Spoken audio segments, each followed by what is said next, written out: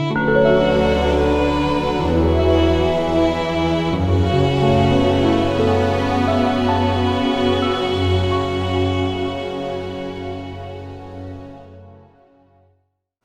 us continue with the 8 consciousnesses.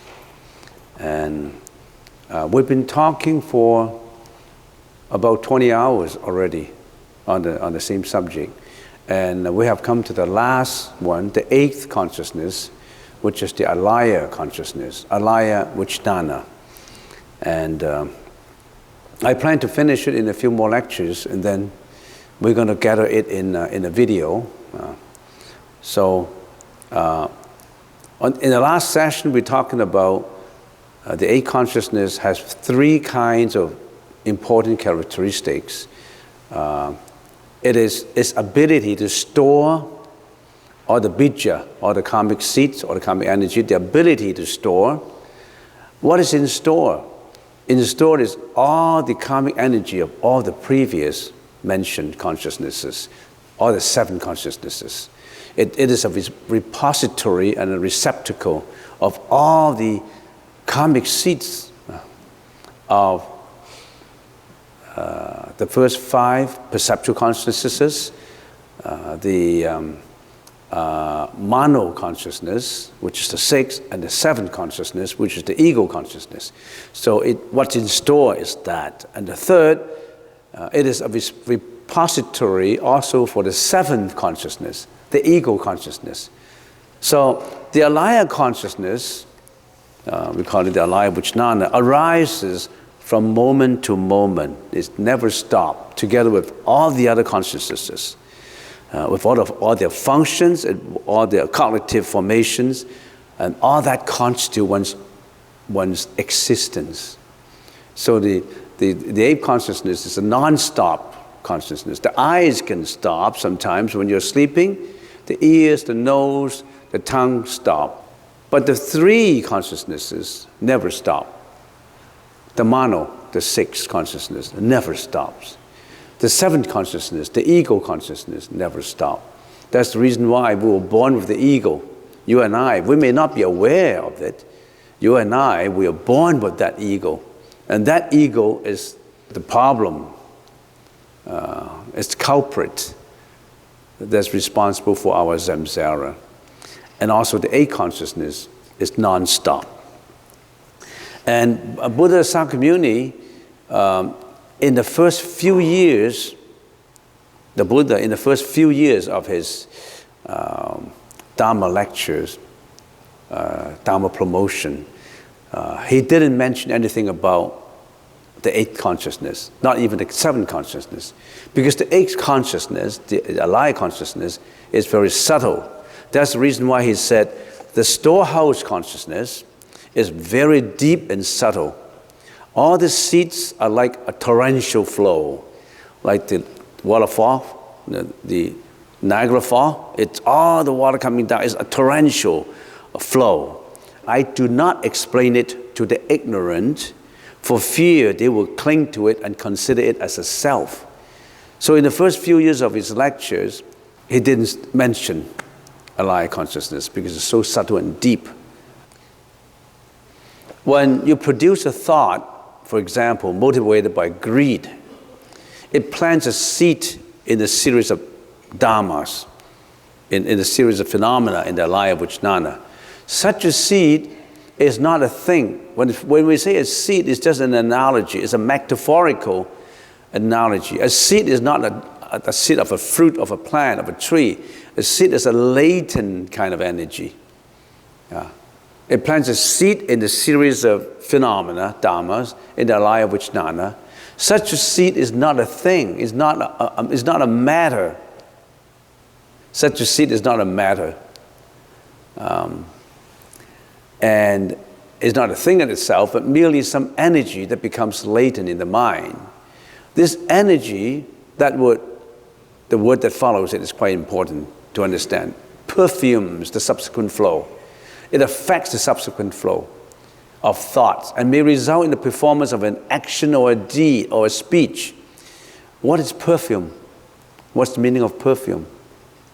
It perfumes all the other seeds. So in other words, what is in store in your alaya consciousness, all the energy there is always affected by your subsequent thought, by your subsequent action, by your subsequent speech. So whatever you think affects what is already latent in your repository of energy. So that's the reason why we have to be very mindful of our thought. If in your thought is always a thought of depression, a thought of fear, a thought of phobia, a thought of anxiety, a thought of greediness, hatred, jealousy, all these, you think it's just a thought, it doesn't matter? You just think about it, it doesn't matter? No, it perfumes your energy inside of you, in your receptacle of latent energy. That's the reason why if you have a thought of, say, a sensuous thought, you're always thinking of the opposite sex. And you always think about it, and then in your mass media, you get to be obsessed with it. In whatever mass media, you're obsessed with that kind of thought. You think it's okay? No. It perfumes the energy inside you, in you, until you carry it into action. When the perfuming is active, actually it affects the physiological part of the body too, because it starts to produce all kinds of hormones. And when these hormones build up, you have to release the hormones because you have a lot of pressure for that hormones. So you are a victim of this perfuming. And you think that, and when your latent energy is, I'm just giving you an example of sensuous desires, for example. If you always perfume that, it affects your physiological structure. It produces the hormone that builds up the pressure. And until you can't take it anymore, it has to be released. And when you release, you feel, oh, I'm relieved. But it's just a building up of the hormones of the structure. You're just building up that greediness, obsession. And when you build this up, all your latent energy of that kind of thinking is always perfuming subsequent actions. So that's the reason why a gambler is always perfuming the subsequent thought. He can never get away from gambling.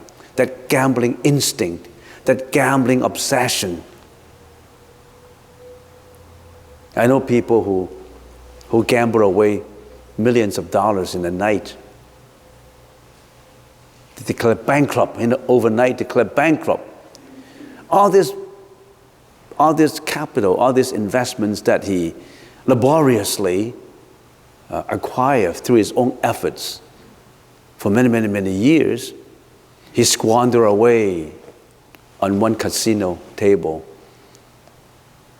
He even borrowing documents.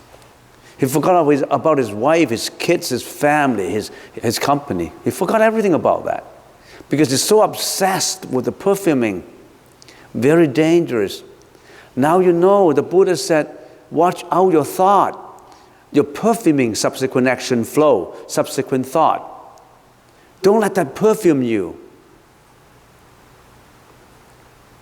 How many people would avoid that taboo, would avoid that kind of perfuming? They thought it's good. When you're drinking your alcohol, you think it's good. But you're obsessing with it until you lost everything, until you become so intoxicated. That's another problem. I still remember when I was many years ago, I don't know, about 30 years ago, 40 years ago, I was an auditor. I've been auditing I audited many companies, different variety of companies. I audit timber company, flower making company, and we named them. And one of the specialty that I am auditing is on the legal account, the lawyer's account. We call it the trust account. a trust account. Every lawyer has a trust account because all their clients put the money in trust in the lawyer's account. And I don't know, my boss gave me all kinds of legal firms until I specialized in checking trust account. And I came to this company, this lawyer, a very famous lawyer. He was a judge, very famous judge, famous lawyer. And at the time he was about 45 years old. And somehow he got into drinking problem. A very famous, very intelligent lawyer got into drinking problem. And for a number of years, I went into his company, and every time when I went into this company to do an audit, I feel really sorry about it, because I know the history of this lawyer. And when he got into the drinking problem, when I entered his company to do the audit, there was one secretary in there. It used to have 300 lawyers working, and I don't know, 200 secretaries, you know.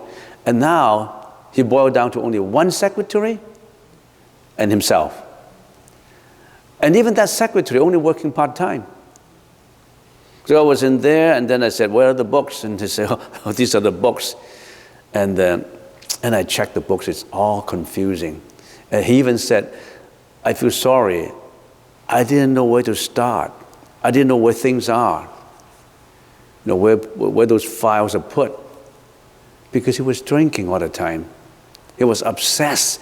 All his latent energy was perfumed with drinking. And I feel absolutely sorry. And he was a kind man.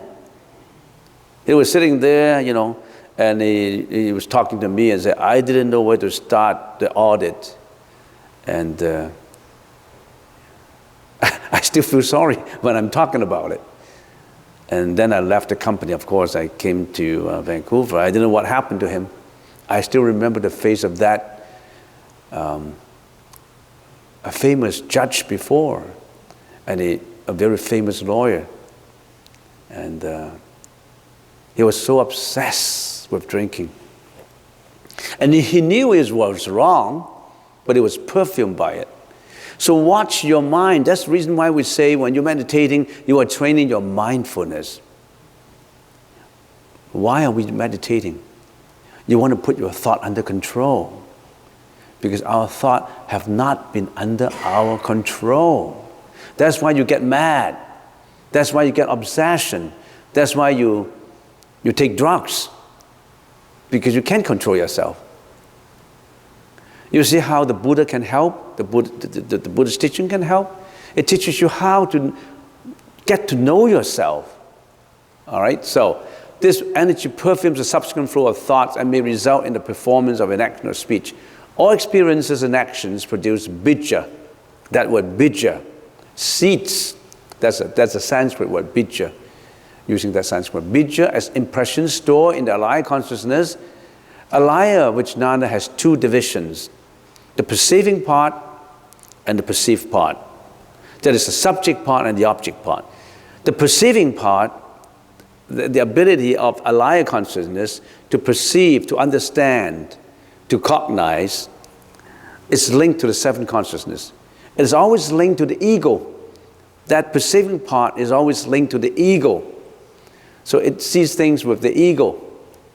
And the being perceived part, the object part, is linked to the sixth consciousness and the five perceptual consciousnesses. In other words, what the sixth consciousness, the mano, is interacting, is doing, is all being seen, becomes the objects of the eight consciousness. And all these perceptual consciousnesses, the first five consciousness, also become the object, the perceived part of the alaya consciousness. So they all link together. And I would like to do a little more detail in the object part, the perceived part. The perceiving part is what the alaya consciousness can see, the subject, right? And what does the alaya consciousness see? Well, we say this link to the sixth consciousness and the first five perceptual consciousnesses.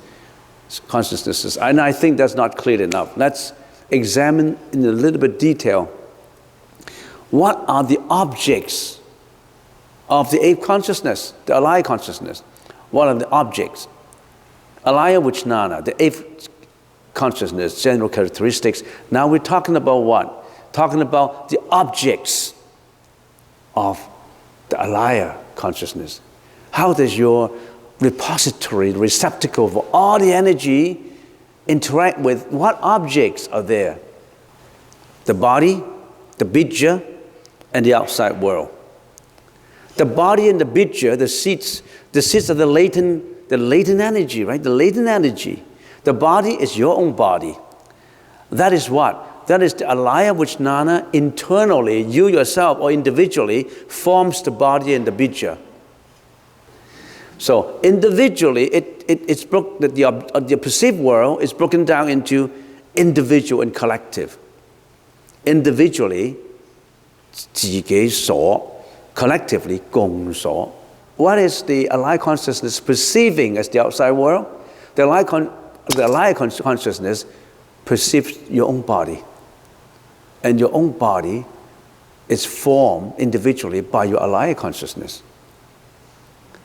Not only that, what is latent, hidden in you is also the perceived part of your alaya consciousness. Some people say, where would I come from? Who created me? Am I created by God? They always say, who created me? Who created my body? Who created my thinking? The Buddha said, you're created by your own alaya vijnana. You're created by your own latent energy, apparent energy, because you have been accumulating all these latent energy from timeless beginning, from eons of lives ago, from thousands of reincarnations ago. And who created your body? Not God.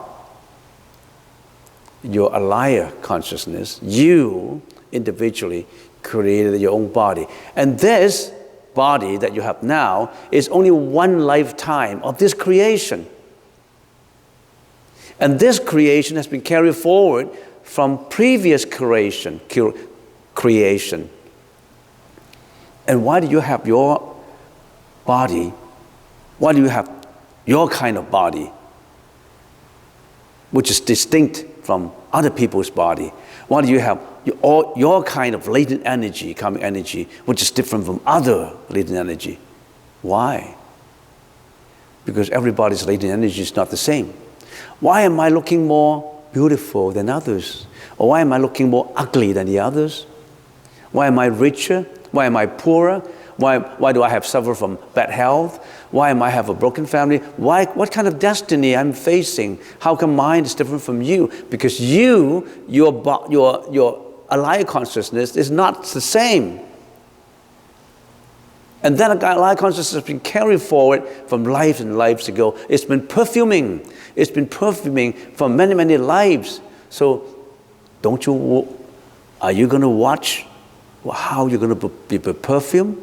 How you're going to be affected? Or you are still egoistic, greedy, jealous, depression, hatred? You want to still carry out all this perfuming? Stop the perfuming. Stop the polluted, tainted perfuming. Start with the purification.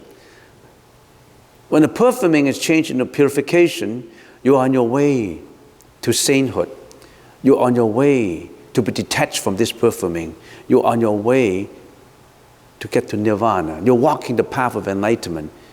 Don't you want to walk that path? Or you still want to get down the path of perfuming? Two roads confronted you. One is going down to being perfumed. We call it perfumation. Is that the noun for perfume? It's a perfumation or perfuming? Is that such a word? Perfumation or perfuming? This is the path of perfuming. This is the path of what? Purification. Two roads diverge into the wood. Which roads I would take? That is by Robert Frost. Very famous poem. I like that poem. Check into that poem. It's synchronized with some of the Buddhist teaching. Two roads diverted into the road. Which road would you take? Usually people take the road of perfuming and not the road of purification. So your body, your karma, is created by you, not by a creator.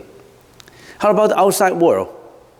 Your alive consciousness, you also watch the outside world other than watching your own body, right? You also have the outside world. Who created this outside world?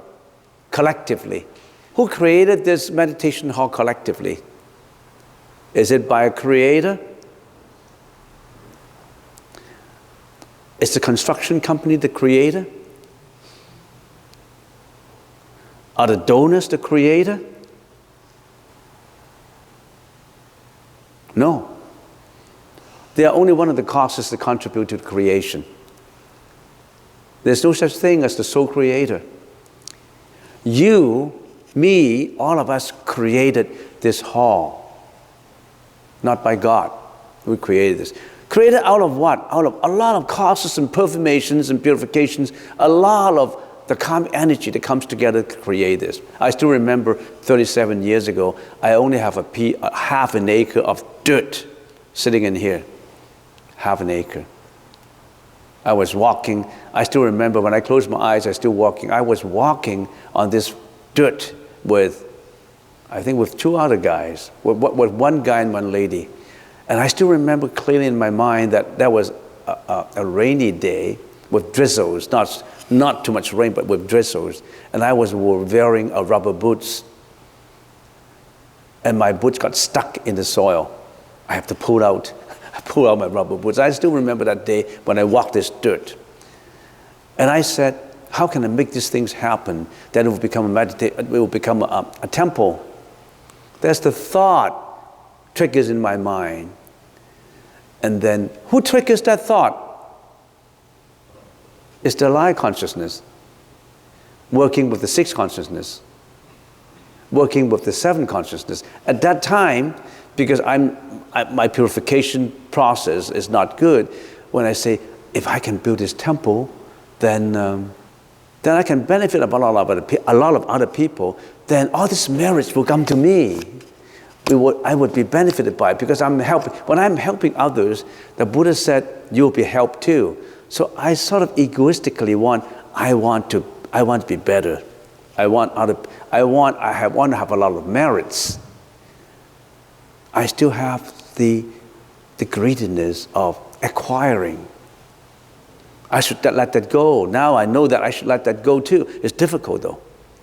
But that's the first point to start. All right, so how does the creation of this meditation hall come into being? It's from a thought. Not only of my own thought, it's a thought from all these two other guys that I was walking with, and later from 100 people who's working with us, and later with 200 people who are donors, and later with the construction company, and later with all these people who are involved in this. So this is created by what? By a collective karmic energy. Not by one single creator. And at the same time, I can always think of an analogy, that is, when I was walking on this piece of land, I could be thinking of how to build a casino on which I can acquire a lot of people gambling in here. And as the boss of a casino, I will never lose. Based on probability, I always win. So if I form a casino on which people can come in for gambling, then I will be a multi-millionaire. I will be making a lot of money. Why don't I do that? But there's another concept. Which road do I take? I take this road. I don't want to take the other road. So who created this? Who created the whole world? The alive consciousness, collectively. Your alive consciousness with my alive consciousness, with millions of other alive consciousness, we created the world. Who created the airplane? Not the company, not the airplane company. We cannot trace the first cause. We cannot. There's no way we can trace the first cause. Yeah, we can trace the first cause if we really have some sophisticated computer until we trace, not the first one, to trace a more remote, the remote cause with another remote cause with another remote cause. If you want to trace that, maybe if science and technologies can advance to such a point that we can always trace remote causes, that we may be able to do that. But it takes a long time. And by the time you really trace some remote cause, you are dead already. So who cares about remote cause? And there's no point in taking remote causes. Chicken and egg. Where does chicken come from? Where does the egg come from? Right now, what we do, get onto the road first. So I only have begun. I've just finished one slide, and then bang, time's up. So it's not amazing that I already have talked for 20 hours and haven't finished. I should talk for another 30 hours, but I want to finish it in 5 sessions. So today I'm only talking about the perceiving and the being perceived. I've been talking about general characteristics like the alive consciousness can store what is in store, and the ego that is in store. And who created this world? You always think, who created this world? Collectively by alive consciousness. Where does alive consciousness come from? It comes from causality. It comes from misunderstanding.